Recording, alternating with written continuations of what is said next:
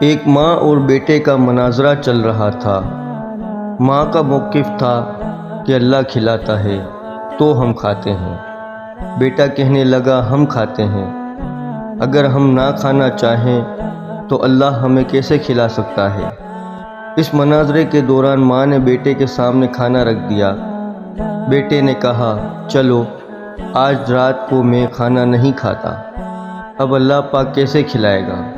ماں نے کہا پاگل نہ بن اور کھانا کھا لے۔ بیٹے نے بھی ضد پکڑ لی نہیں کھاؤں گا۔ ماں بچے کو بھوکا نہیں دیکھ سکتی تھی، وہ اصرار کرتی رہی مگر بیٹا نہ مانا اور گھر سے نکل کر قبرستان کی طرف چلا گیا اور وہیں سو گیا۔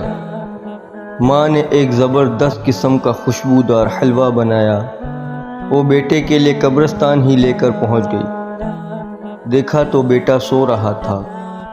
وہ ایک قریبی قبر پر اس خیال سے حلوہ رکھ آئی کہ جب بیٹے کی آنکھ کھلے گی تو وہ بھوکا ہوگا اور وہ اس خیال سے کھا لے گا کہ یہاں کون سا کوئی دیکھ رہا ہے۔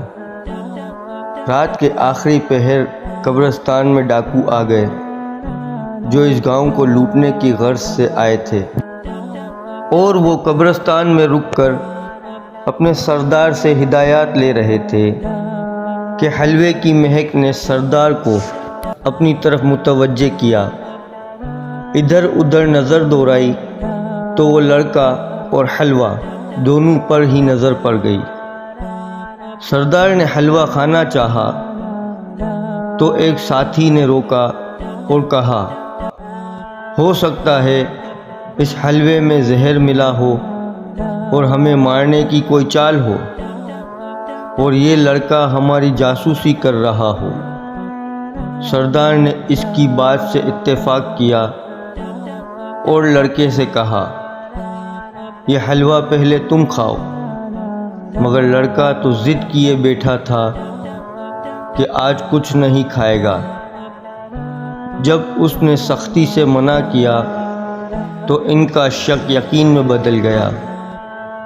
سردار نے اس پر بندوق تان لی۔ جب لڑکے نے موت سر پر منڈلاتے دیکھی تو فوراً ہی ساری پلیٹ چٹ کر گیا۔ ڈاکو کچھ دیر اس کے مرنے کا انتظار کرتے رہے۔ جب اسے کچھ نہ ہوا تو اسی ڈاکو نے گتھی سلجھائی کہ سلو پوائزن لگتا ہے۔ کنفیوز ڈاکو اس لڑکے کو قبرستان ہی چھوڑ کر لوٹ گئے۔ آدھی رات کو لڑکا خالی پلیٹ لے کر گھر میں داخل ہوا تو ماں نے پوچھا کیا ہوا بیٹا؟ لڑکا منہ لٹکائے ہوئے کہنے لگا کچھ نہیں ماں، لمبی کہانی ہے کل بتاؤں گا۔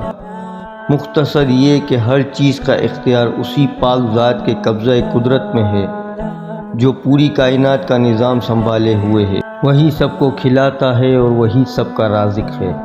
ویڈیو پسند آئی ہو تو لائک اور شیئر ضرور کیجیے گا، اور چینل پر نئے ہیں تو سبسکرائب کر دیں اور بیل نوٹیفیکیشن آن کر دیں تاکہ ہر ویڈیو آپ تک سب سے پہلے پہنچے۔ شکریہ۔